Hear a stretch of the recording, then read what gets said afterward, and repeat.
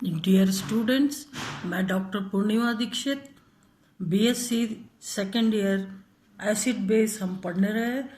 और acid base में आपने पढ़ा इससे पहले लेक्चर्स में अम्ल क्षार क्या होते हैं, अम्ल क्षार का अरेनियस सिद्धांत, Bronsted Lowry concept, lux flood concept, solvent system concept, और आज लुईस सिद्धांत पढ़ने जा रहे हैं। यह धारणा इलेक्ट्रॉनिक संकल्पना पर आधारित है। सारी बात इलेक्ट्रॉन्स की होती है इस संकल्पना में, तथा अन्य धारणाओं की अपेक्षा अधिक व्यापक है। यदि वर्तमान में देखा जाए तो सर्वाधिक उपयोग जो है वो लुईस एसिड बेस संकल्पना का है, और अधिकतर एसिड बेस कॉन्सेप्ट इसी आधार पर बताया जाता है। तो इस सिद्धांत द्वारा बहुत सी उदासीनीकरण अभिक्रियाओं की व्याख्या होती है जो ब्रॉन्स्टेड लॉरी के सिद्धांत के द्वारा स्पष्ट नहीं हो सकी।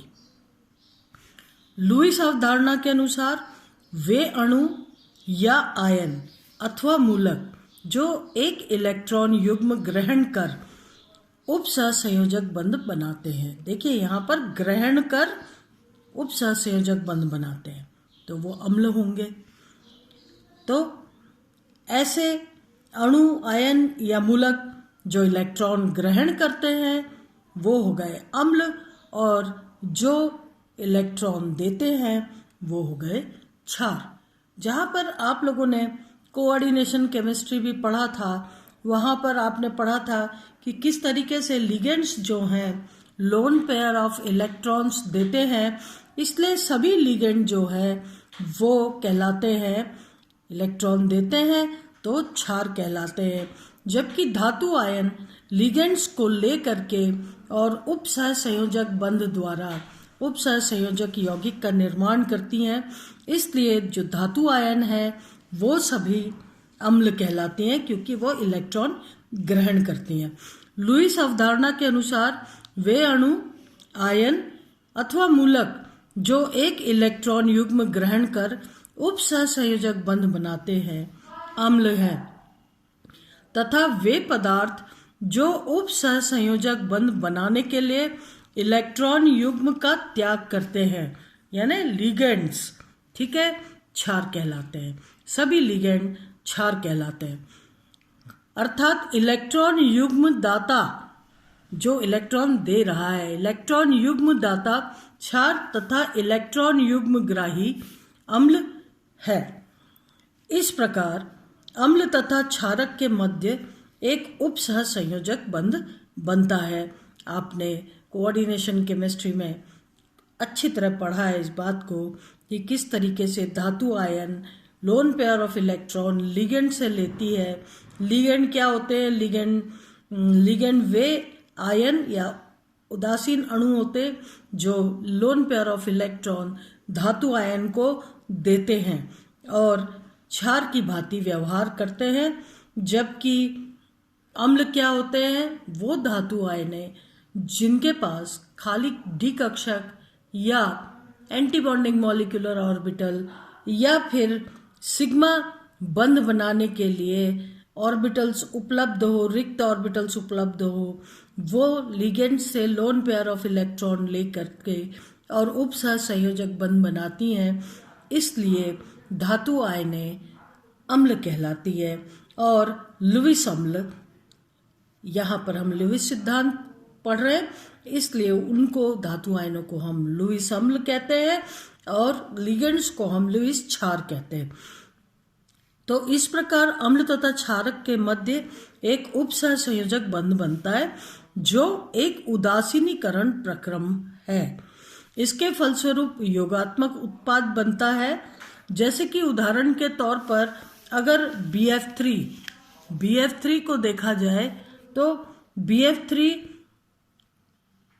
इलेक्ट्रॉन न्यून यौगिक है और NH3 जो है इसमें नाइट्रोजन पर लोन पेयर ऑफ इलेक्ट्रॉन उपलब्ध है जो कि बोरॉन के रिक्त कक्षक में लोन पेयर ऑफ इलेक्ट्रॉन दे करके एक सिग्मा बंध बनाता है, या ये जो एडक्ट बन रहा है, योगोत्पाद बन रहा है, वो इस तरीके का नाइट्रोजन से loan pair of electron boron के जो रिक्त कक्षक है उसमें जा रहा है, और एक उप सह संयोजक बंध, जो आप जानते हैं उप सह संयोजक बंध क्या होता है, जब एक ही परमाणु दोनों ही इलेक्ट्रॉन्स एक ही परमाणु के द्वारा धातु आयन को दिया जाता है, या जो यहाँ पर बोरॉन को दिया जा रहा है, तो लोन पेयर ऑफ इलेक्ट्रॉन जब बोरॉन को दिया जा रहा है तो उपसह संयोजक बंध बनेगा। यदि बंध में एक एक इलेक्ट्रॉन दोनों ही परमाणुओं के द्वारा शेयर किया जाए तो सहसंयोजक बंध बनता है, जबकि अगर दोनों ही इलेक्ट्रॉन एक ही परमाणु के द्वारा दिया जा रहा है तो उप सहसंयोजक बंध बनता है। तो इस तरीके से ये उदासीनीकरण प्रक्रम हो रहा है और एक योगोत्पाद बन रहा है। यहाँ पर NH3 लिगेंड की तरह और BF3 जो है ये लेविस एसिड है और NH3 लेविस बेस है, loan pair of electron boron को दे रहा है। H plus ion plus NH3, तो ये हो गया H और NH3, इस तरीके से NH4 प्लस आयन। अतः ब्रोंस्टेड लॉरी धारणा के जो पदार्थ क्षारक हैं वे लुईस के अनुसार भी क्षार होंगे। ब्रोंस्टेड लॉरी थ्योरी ने क्या कहा कि जो H प्लस आयन की कॉन्सेंट्रेशन बढ़ा रहे हैं वो सभी अम्ल हैं, और OH माइनस आयन की कॉन्सेंट्रेशन बढ़ा रहे हैं वो क्षार हैं, या माइनस आयन की कॉन्सेंट्रेशन बढ़ा रहे हैं वो क्षार हैं। तो ब्रोंस्टेड लॉरी धारणा के हिसाब से भी H प्लस दे रहे हैं वो अम्ल है, और NH3 जो है ये क्षार हैं जो कि लोन पेयर ऑफ इलेक्ट्रॉन दे रहे हैं। तो ब्रोंस्टेड लॉरी धारणा और लिविस कॉन्सेप्ट करीब करीब एक ही रिजल्ट बताते हैं, एक ही परिणाम बताते हैं। तो ब्रोंस्टेड लॉरी धारणा के जो पदार्थ क्षारक हैं वह लुईस के अनुसार भी क्षार होंगे, क्योंकि जो अणु या आयन प्रोटॉन ग्रहण करता है वो क्षार, प्रोटॉन ग्रहण करता है वे लुईस धारणा के अनुसार प्रोटॉन को अपना इलेक्ट्रॉन युग्म दान करते हैं और इस प्रकार वो क्षार कहलाते हैं। जो कि इलेक्ट्रॉन्स दान कर रहे हैं वो क्षार हैं, और जो इलेक्ट्रॉन ले रहे हैं वो अम्ल है।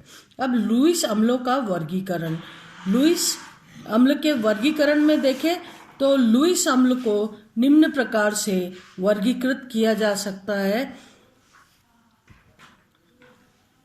लुईस अम्ल को निम्न प्रकार से वर्गीकृत किया जा सकता है, ठीक है। सबसे पहले धनायन, सभी धनायन लुईस अम्ल हैं क्योंकि वो इलेक्ट्रॉन्स ग्रहण करते हैं। तो सभी धनायन जो हैं वो लुईस अम्ल हैं, क्योंकि इलेक्ट्रॉन न्यून होने के कारण ये इलेक्ट्रॉन युग्म ग्रहण करने की क्षमता रखते हैं। धनायन का आकार जितना छोटा होगा उतना ही प्रबल होगा, उतनी ही तेजी से वो इलेक्ट्रॉन्स के युग्म को, जो लिगेंड है उसके इलेक्ट्रॉन के युग्म को आकर्षित करेगा, और उतना ही प्रबल अम्ल होगा वो।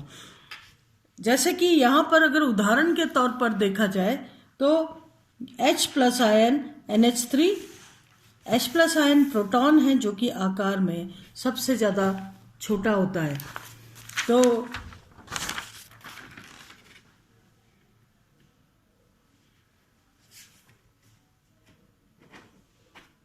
कहाँ है आपका? ये पूर्णिमा दे ये इधर रख दो।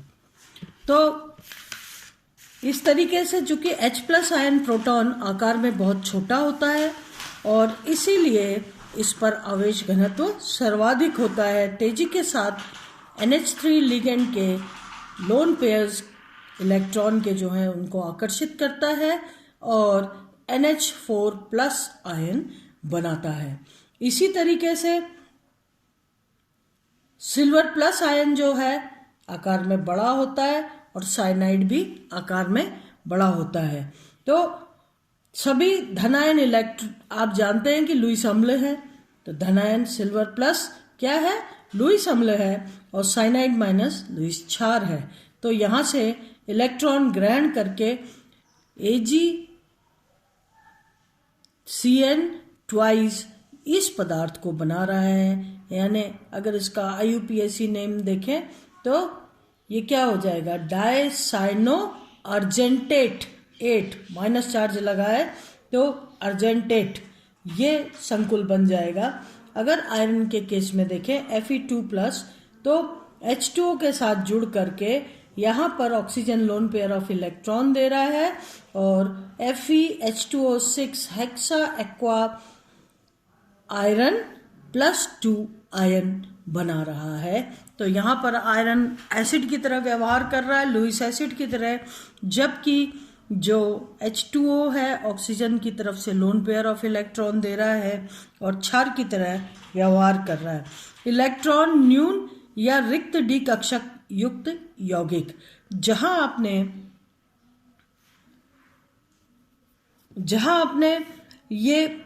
ये टॉपिक आप पहले भी पढ़ चुके हैं, इलेक्ट्रॉन न्यून कंपाउंड्स या इलेक्ट्रॉन न्यून यौगिक। तो इलेक्ट्रॉन न्यून यानी उनके पास जो कक्षक होंगे उसमें इलेक्ट्रॉन की संख्या पूर्ण रूप से भरी हुई नहीं होगी और इलेक्ट्रॉन्स ग्रहण करने के बाद भी कोई ना कोई कक्षक जो कि संकरित होते हैं वो रिक्त होते हैं। ऐसे यौगिक जिनके पास इस प्रकार के कक्षक हों, इलेक्ट्रॉन न्यून या रिक्त डी कक्षक युक्त यौगिक, वो इलेक्ट्रॉन न्यून यौगिक कहलाते हैं या उनके पास रिक्त डी कक्षक है, इसलिए रिक्त डी कक्षक युक्त यौगिक कहलाते हैं। इलेक्ट्रॉन न्यून यौगिक तथा ऐसे यौगिक जिनमें केंद्रीय परमाणु आवश्यकता अनुसार अपने संयोजकता कोश का विस्तार कर सकता है या विस्तार कर इलेक्ट्रॉन ग्रहण करने की क्षमता रखते हैं, वो सभी इलेक्ट्रॉन न्यून यौगिक या रिक्त डी कक्षक होते हैं। तो रिक्त डी कक्षक युक्त यौगिक कहलाते हैं, जैसे SnCl4, BF3, SbF3, SF4, TiCl4, AlF3, ये सभी जो हैं इनमें से जैसे BF3 इलेक्ट्रॉन न्यून यौगिक है, जबकि SnCl4 जो है ये रिक्त डी कक्षक युक्त यौगिक होते हैं और इसीलिए अपने कोऑर्डिनेशन नंबर को ये बढ़ा सकते हैं अपने हिसाब से। अगर AlCl3 को देखें तो 3 फ्लोराइड आयनों से अभिक्रिया करके AlF6 3- बनाता है। BF3 फ्लोराइड से अभिक्रिया करके यहाँ पर BF3 इलेक्ट्रॉन्स ग्रहण कर रहा है, इसलिए ये अम्ल है और F- क्षार है, BF4- कहला रहा है, इसको हम कहेंगे लेविस एसिड, ये लेविस बेस। ऐसी ही एंटीमनी ट्राइफ्लोराइड या SbF3 यहाँ पर फ्लोराइड से इलेक्ट्रॉन्स ग्रहण कर रहा है और SbF5 यानी अपने कोऑर्डिनेशन नंबर को 5 तक विस्तार कर सकता है और यहाँ पर SbF3 जो है वो लेविस अम्ल की भांति व्यवहार कर रहा है, जबकि F- जो है ये लेविस क्षार की भांति व्यवहार कर रहा है और SbF5-2 संकुल बन रहा है। इसी प्रकार से टिन टेट्राक्लोराइड को अगर देखें तो SnCl4 2 Cl- से अभिक्रिया करके SnCl6 बना रहा है। तो ये सभी वो यौगिक हैं जो कि या तो इलेक्ट्रॉन न्यून यौगिक है और या फिर ये जो हैं जिनके पास रिक्त डी कक्षक उपलब्ध है। बहुबंध युक्त यौगिक जैसे आप पहले भी पढ़ चुके, सल्फर डाइऑक्साइड, कार्बन डाइऑक्साइड, जहां आपने हाइब्रिडाइजेशन संकरण पढ़ा था वहां पर इनको भी पढ़ा था और आपने ये पढ़ा था कि किस तरीके से इनमें डबल बॉन्ड्स होते हैं ऑक्सीजन सल्फर और ऑक्सीजन कार्बन के मध्य। तो SO2 तथा CO2 में केंद्रीय परमाणु एक से अधिक बहुबंध बनाए हुए होते हैं। कार्बन ऑक्सीजन के मध्य डबल बॉन्ड होता है या सल्फर ऑक्सीजन के मध्य। तो कार्बन और ऑक्सीजन के मध्य बहुबंध बनाए हुए होते हैं। केंद्रीय परमाणु अपेक्षाकृत कम ऋण विद्युतीय होने के कारण आंशिक धनावेशित होते हैं। यहाँ पर ऑक्सीजन की तुलना में कार्बन और ऑक्सीजन की तुलना में सल्फर कम ऋण आवेशित हैं, इसलिए इन पर कुछ पार्शियल आंशिक धनावेश आ जाता है।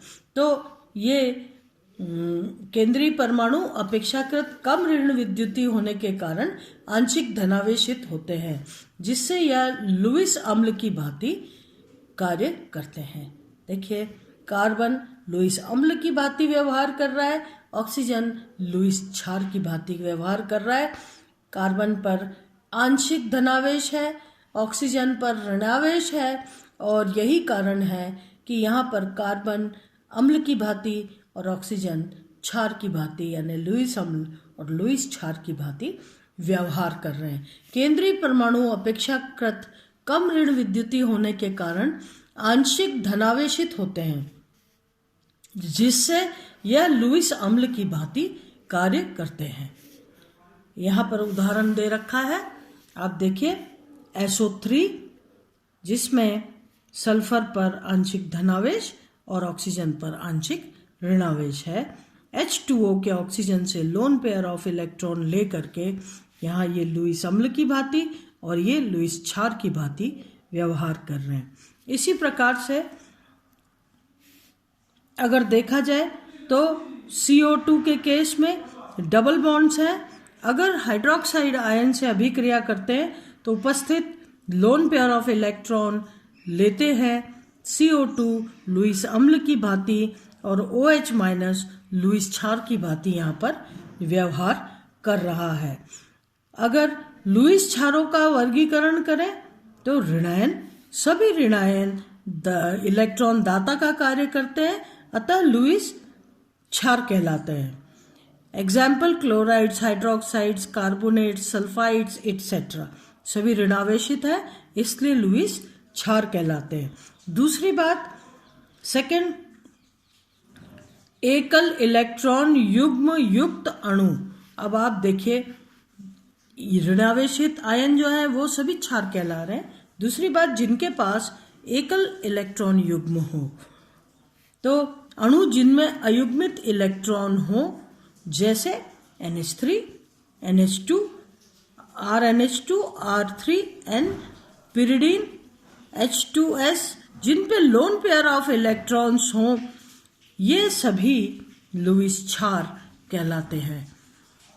इसके अलावा असंतृप्त कार्बनिक यौगिक जो भी अनसैचुरेटेड होते हैं, जैसे एल्कीन्स, एल्काइंस, ये सभी, तो असंतृप्त कार्बनिक यौगिक एल्कीन, एल्काइन अपने पाई इलेक्ट्रॉन युग्म के साथ उपसह संयोजक बंध बना सकते हैं।